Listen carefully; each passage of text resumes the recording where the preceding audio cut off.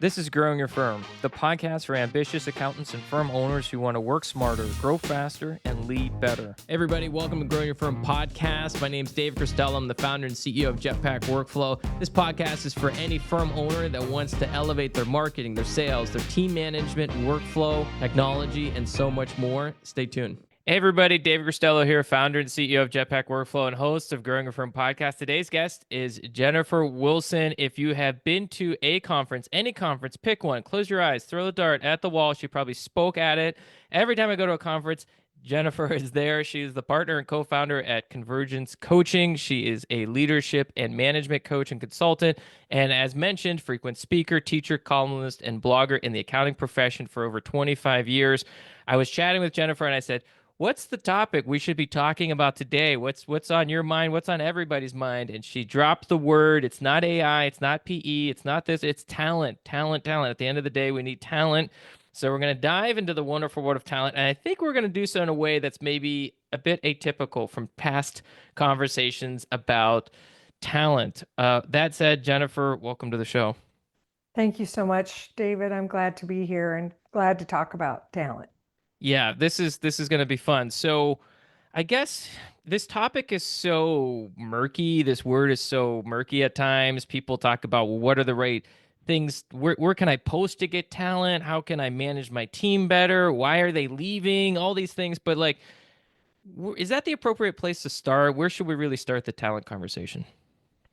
Well, I always start sort of at the big picture, the umbrella or the top, the sky, and then we can work down to the grains of sand or dirt, but we won't have time in this podcast to get down there.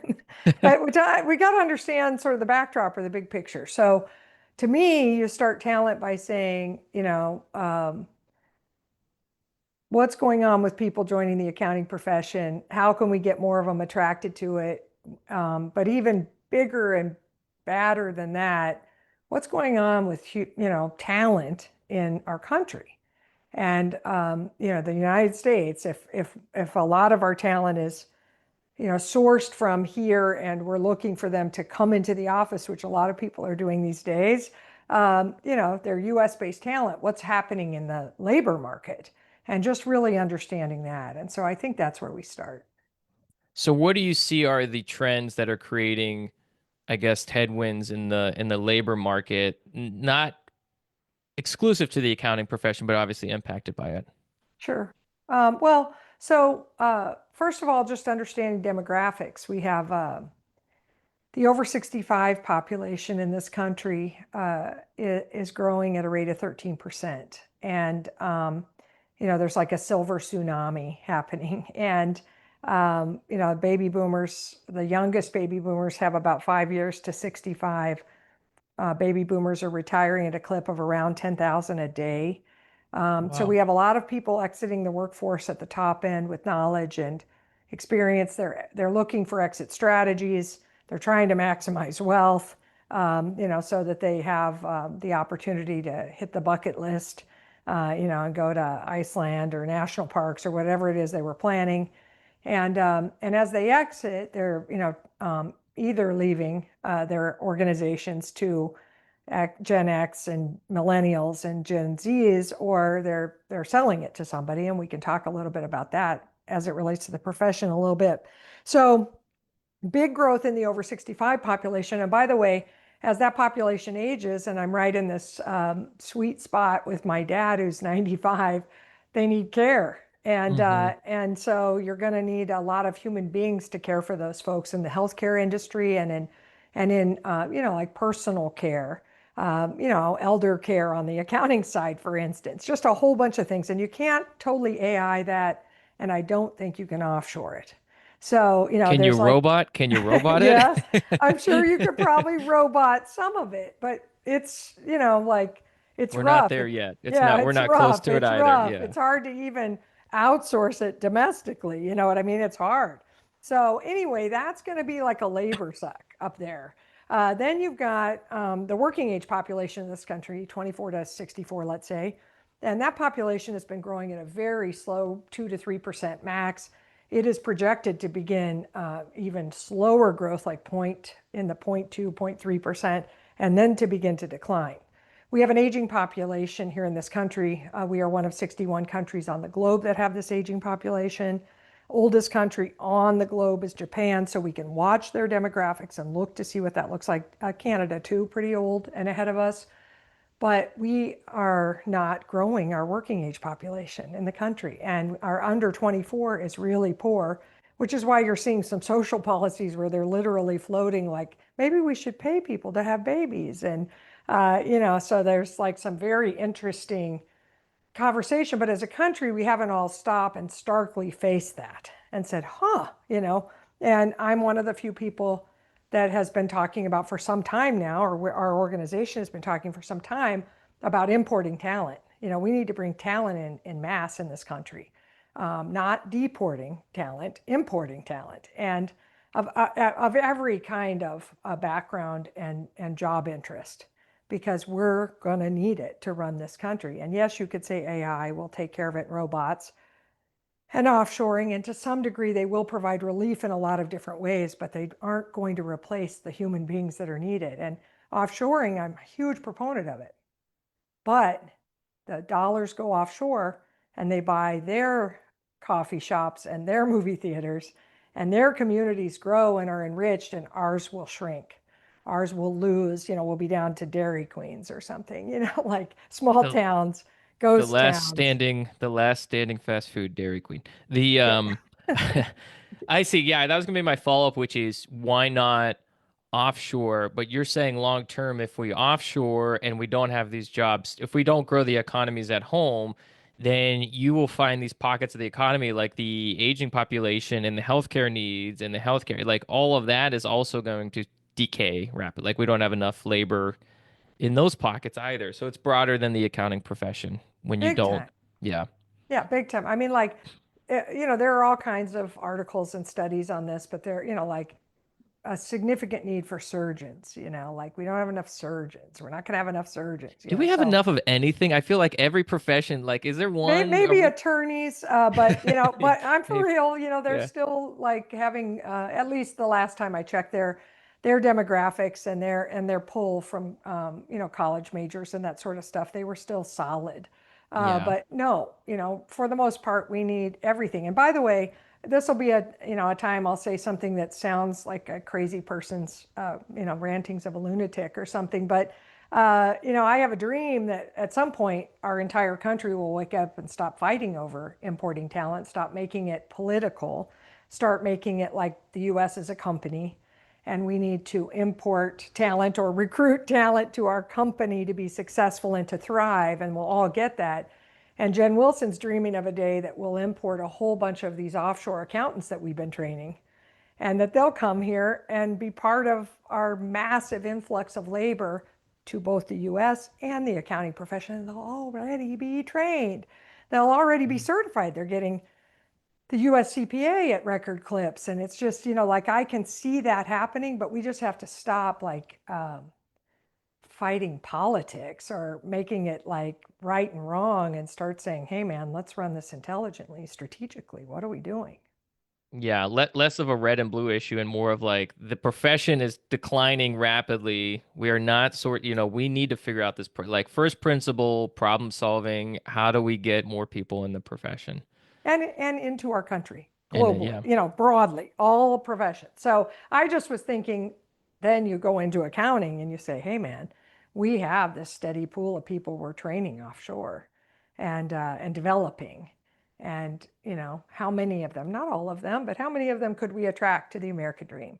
I'd like to see that happen. So anyway, Is that's, anybody, you talk go with ahead. so many firm leaders, is anybody thinking about that or how are they thinking about their talent problems, their talent challenges? Well, that crazy idea I just had sounds nuts because of our current administration. And, we're busy deporting. So, like to say, hey, a company strategy that would be so good is let's really import like crazy or immigrate like crazy. That would be, like, wow, let's bang our head against a wall in the next 3 or 4 years. So to me, it's a farther out vision that we could have as a group. But presently, it wouldn't be supported because of the politics. And we first have to stop playing politics and start playing like pro-US, all of us together, we're all in this. What could we do to pull together and come up with some, innovative ideas Yeah. to save the labor problem? And so that's the macro kind of like demographic reality. And then inside of that, in accounting, we have our own challenges getting people to want to grow up and be an accountant. What do you think's the root cause? Everybody kind of Monday morning quarterbacks, like why it's dropping. What's your take on it? Why aren't students going into the accounting profession interested in the accounting profession, or once they graduate with these, going into corporate or other versus staying in the profession? Yeah. Well, so I had this incredibly privileged opportunity to facilitate the National Pipeline Advisory Group's strategic planning process. I was their independent facilitator for 22 diverse stakeholders that included regulators and associations and firms of all sizes and finance department executives and educators at university level and community college and just a bunch of different stakeholders. And we spent 15 months studying every little bit of research that had ever been done, plus conducting our own primary research, surveying 2,000 students and nearly 7,000 practitioners, and really trying to understand both root cause, but also like how could we solve it? Because there are a lot of backseat drivers on this, opinionated people. Yeah. I wish it were one thing. Okay, so David, I wish I could say this is it, linchpin. Let's do it. Solve this. It's all solved. It's 6 different themes, and like I have to sort of pick my favorite of the themes. Um, you know, I feel like one of the sad pieces of news that I have to tell people is that most of the solutions lie at the feet of the employers, finance departments, and firms. And so we have to foot the bill for that. We also are the best and biggest beneficiaries when we solve the problem. I So, see. it has to happen. But some examples of what needs to happen are perhaps we should increase starting salaries. And this is starting to happen. We're seeing the slightest uptick a year after the report has been published. But we What have was the not. percentage? What do you think was the percentage increase people needed to get to? Well, it's more. It's not a percentage increase per se because we have to keep pace with other business majors, and so we I were. see. I Yeah. see. So it's out of college. Why would I major in accounting when I find out that I could make more money on the first day of work after I get my degree, working as an actuarial person, or in economics, or in finance, or even in some cases business management or business administration, paying higher starting salaries than accounting? And certainly we know, like anything technology or analyst based would pay a lot more, but these traditional sort of competitive business majors are paying more out of school. And they've also kept pace better with inflation, Mm-hmm. or the consumer price index. We haven't kept up with that. And so not only have we been lagging in the starting salary, but we don't make the jumps. CPI one year was like 9%, and we did not keep pace. So we have all kinds of data in the National Pipeline Advisory Group report, a table that does the comparatives between these different majors and shows the CPI increases and the challenges that we face. So out of school, we have we have a story that, hey, so we don't pay that much out of school, but by mid-career, you're going to be killing it, kid. And so people are trying to sell that like, wait for it. And I Yeah. tell people, Gen Z, they want, they lost a Monopoly game piece, so they want to buy a new game, and they buy it on Amazon, and it's delivered by 10 a.m. today. They don't wait for anything. That's the first thing. And second, their parents are like, hey, you got student loans, school is super expensive, Mm-hmm. housing's expensive. I want you off. I want to quit making your car payment. Don't do that job. Do this one. It's going Go to make pay you. money. Yeah, Yeah. it's going to pay you 15 grand more. It's going to, why wouldn't you do that, kid? So we have that against us for sure. And it's talked about inside. Middle school, high school, and college kids are discussing that and saying, hey, why wouldn't I why wouldn't I go this other route? Do you think folks are increasing starting pay both because of that report, but also PE's impact on salaries? Or is PE impacting salaries, or is it, really people are seeing that this is what's going to attract? Like salaries to me was like this kind of unspoken, like it must be everything else. It must be the culture. It must be the Mm. perception. It must be this. But like it does feel like we're slowly recognizing like no, like if you get paid 15-20% more in another major, you will go there, especially with student loans and things like that. Yeah. um Well, so, starting salary is one piece. Like, if I thought the starting salary was a little lower, but the work-life balance was there, or, the work was exciting. But accounting's got several brand problems, and one of them is busy season yeah, and overtime, and we have, and this isn't my opinion. There's all kinds of data, and the NPAG report, which can be found at accountingpipeline.org. It talks about all these different brand problems that we have and sort of the genesis of them. And another big thing I would tell people, David, is stop kitchen table complaining. Accountants in public and in private, we love to like wear the red badge of courage about how hard we work and how hard the work is and how technical the work is and how hard it is to keep up with standards and blah, blah, blah. We have a whole bunch of like negative, sarcastic, stuff about our profession. It's really, read social media, tax Twitter handle in like March, and you would never choose an accounting major because we're yeah, so busy complaining. And, we don't ever, I don't want to hide things that aren't awesome, but I don't think we ever emphasize the good stuff, and there's tons of it. yeah. I think there is this well-worn grinding through busy season, and then everybody talks about the 80-hour weeks, the 90-hour weeks.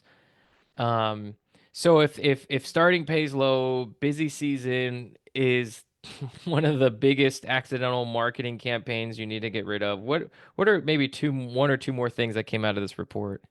Well, we need to make the academic experience more engaging and inviting, and the academics are all over this. They were all over it as NPAC was starting. They had already begun their sort of study and solution set, and they've been revamping the principles course.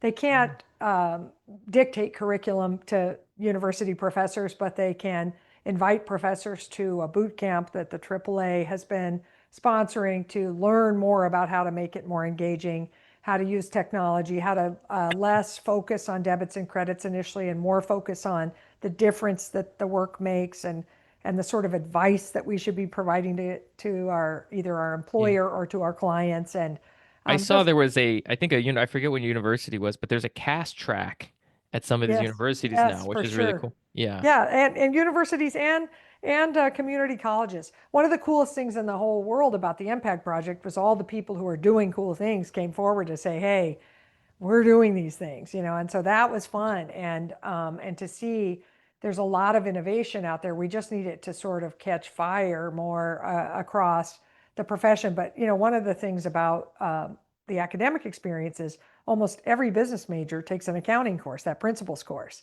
And so right now, 1 in 9 business majors chooses a degree in accounting, an accounting major. 1 in 9 used to be much tighter, 1 in 7 or 1 in 6 even.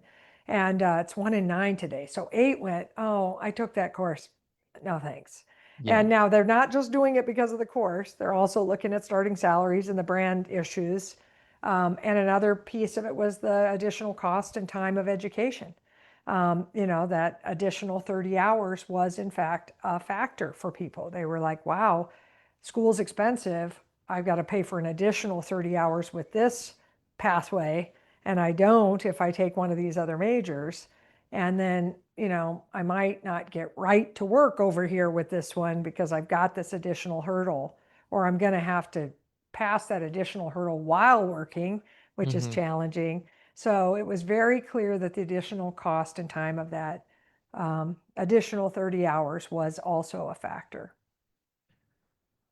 this is a bit of a side tangent, but I can't open a LinkedIn or whatever in a given day without somebody saying the CPA title is either a barrier or it's going away, it's dead. What are your thoughts? Is this overhyped? Is it part of the barrier? How do you think about the CPA path? Well, CPAs and the CPA credential are some of the most respected business advisor or trusted advisor. I know that's a grossly overused phrase, but they still, CPAs rate very high in the minds of business owners Yeah. um, in terms of advisors and trusted advisors with integrity and, sound business advice or sound financial advice. And so there's still real value in the minds of the client or customer or whatever you want to call it, the employer. I think a CPA would win in a finance department, uh, you know, um, employment pursuit. People would prefer to hire a CPA into that role. There's something sort of proven about it. It's both the tenacity of doing it. It's also maybe the intelligence to pass that exam, which is not easy. And so I think there's real value. I do think there are a ton of threats, right? And the additional 30 hours was proving to be a threat to that. And now states and the AICPA and NASBA are all working together to identify additional pathways and provide a lot of flexibility there for folks to get there. And I think that will be of great assistance to that problem. Yeah. I think there's a decent sized threat. You know, you asked about PE and starting salaries. PE is like in a bidding war right now for firms, and we think that the valuations are way too high, and PE is supposed to be buying low and selling high. We think they're buying high, and so we're worried about how they think they're going to get their return, and PE always gets their return. They So get do paid first. Yeah. yeah, so do I think that they're going to inflate salaries? They might, but I have a feeling that really we're going to see them squeeze cost. And the reason I brought them up in relevance of the CPA credentials that we're also seeing because of the alternative practice structure, they're de-emphasizing, like don't use your CPA license in your email signature or in your LinkedIn or any social media or, and that's a threat to the CPA, but it's also a threat to the firms they work in because those CPAs worked really hard for that credential and they value it highly and they aren't very, there's a lot of chaos in those organizations that are being told, put your CPA away, hide it in the desk drawer. Why? I missed the context of why hide it in the first place. Is it because they say, we want to standardize across our staff? Like, what is the story that's being told to hide it? That I don't Well, understand. yeah, so I mean, I'll tell you my understanding of the story.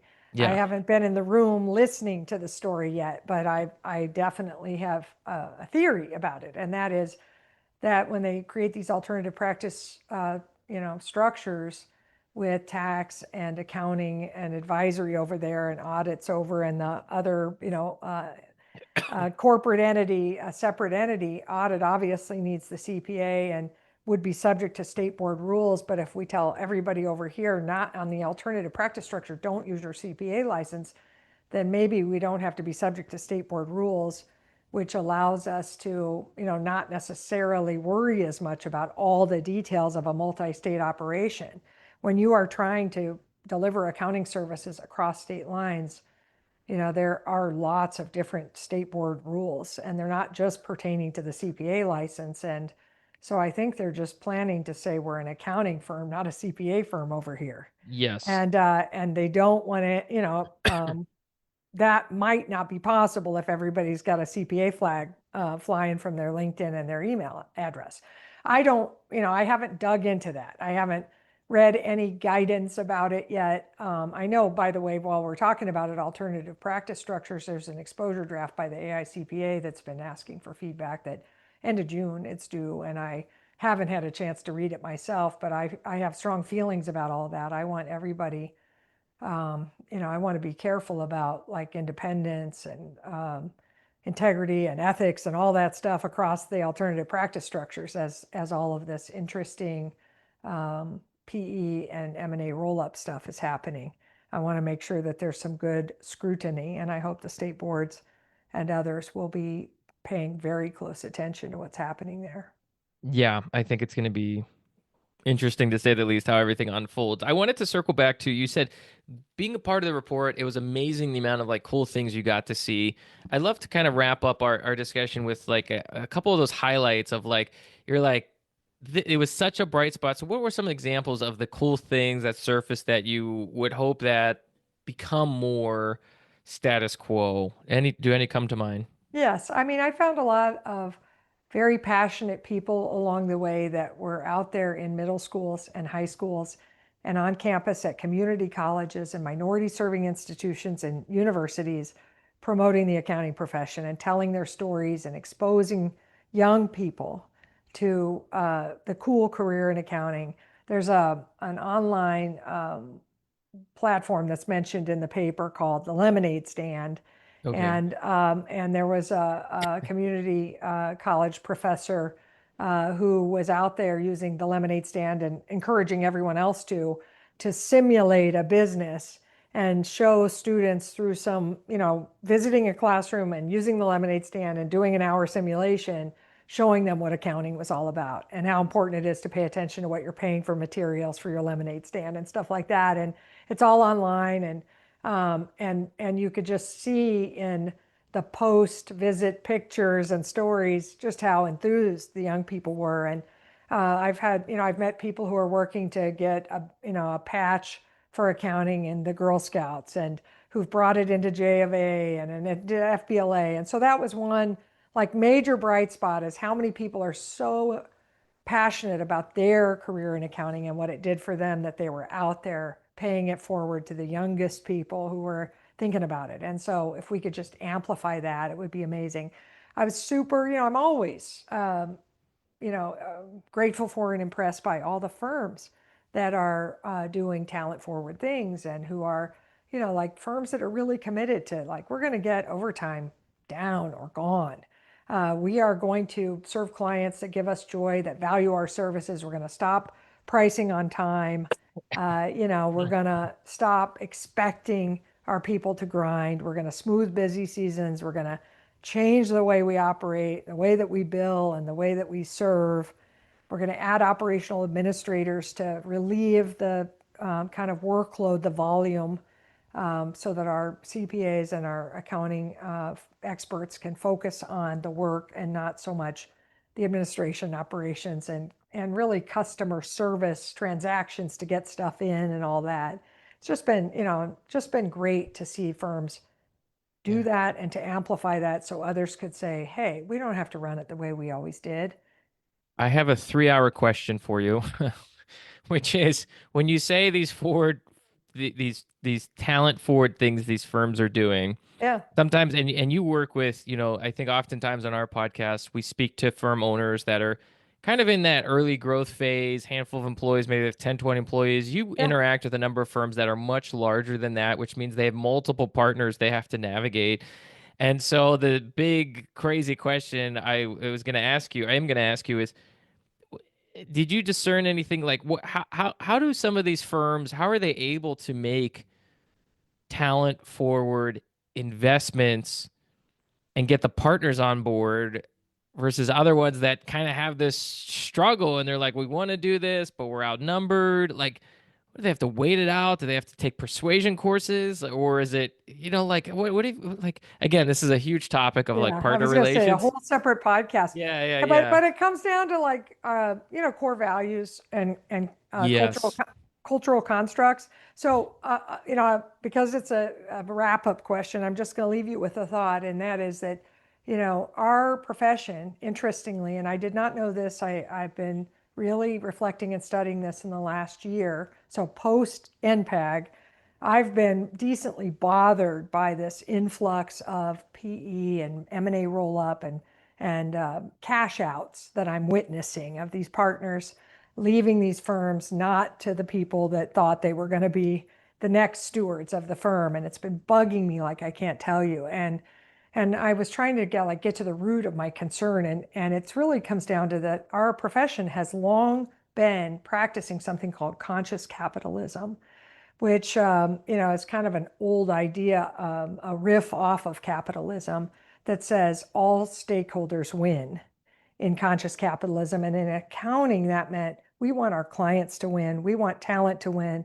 we want communities to be bettered by us, and we want our shareholders to benefit, but not just shareholders. Traditional capitalism is shareholder value at all cost. That's traditional capitalism, but accounting never was practicing that. It was always practicing this conscious capitalism without us speaking about it or agreeing on it. That's what I've witnessed in my 25 years of having a business serving accounting. And what we're witnessing is a big departure by some firms where the leaders are saying, yeah, that's what we were practicing, but now we're going to sell into these roll-ups or into PE, and now like a traditional capitalism culture takes over. And I mean immediately. It's major, and it's a whole conversation for another day. But to me, that's how you get people to unify. Is what are we here for? What are we trying to create? If we're stewards of our firm and we're going to run generously and consciously, then we're going to figure out how to develop a firm young people want to own and young people want to have as their firm that serves their business. And we're going to develop a firm that is sustainable for the future, that young people are attracted to, which means we have to be talent forward.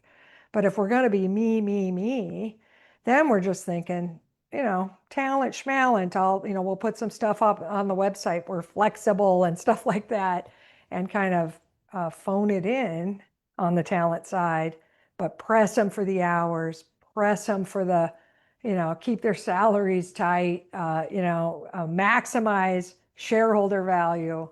That's what we are starting to sort of see, and it really troubles me. Yeah, it's way different when you're flipping something or 3 to 5 years versus like I plan to sell it to the staff at some point. And this is a multi-decade journey, and then they're going to go on that journey. And you're right. I mean, I think PE models they might have an increase in base. They might do performance-based pay, but they're extremely smart. This is, the hard thing when you sell to PE, you've done it once. On the other side, you're the 100th transaction they've done, right? Like this is like they've been here, done that. And so And it you're will be, part of a portfolio, yeah, right? And spreadsheets are going to drive the decisions. big time. And That was the that's most eye-opening thing as, sometimes being in these rooms, which is like, oh my gosh, you're buying a spreadsheet. I mean, I know you talk to people too, and I don't want to downplay that. You do talk to people, but at the end of the day, the filter runs through a spreadsheet. It really, really does. And it's wild and it's eye-opening. Um, and so it'll be interesting to see. It'll be interesting to unpack the PE approach, the good players from the not so good players. And it's hard to discern sometimes the difference between the two. But we'll keep monitoring it. Jen, if somebody wants to reach out, say thank you, follow your work, see what you're up to, see where you're speaking, what's the best way for our audience to connect with you? They could email me, jen@convergencecoaching.com, or connect with me in social, LinkedIn, Twitter, Facebook, Insta. The Jen Wilson. And we'll link up everything in the show notes, so you can go to jetpackworkflow.com/blog. We'll do a full write-up. We're going to summarize everything we talked about today. We're going to link out to Convergence Coaching, to the social profiles. If you enjoyed today's episode, leave a review. It helps us get the word out. If you really loved it, we got a little, can I say it? Can I say we got a little political? Jen, is that okay to say? We at least said the word political, right, in the interview. If you enjoyed this, it's a little bit outside of the bounds of a normal interview, share it. I mean, you could text it to somebody, email it to somebody. If you put it out on socials, be sure to tag us. And it's a great way to help us get the word out. Jen, thanks again for coming on. David, thanks for inviting me.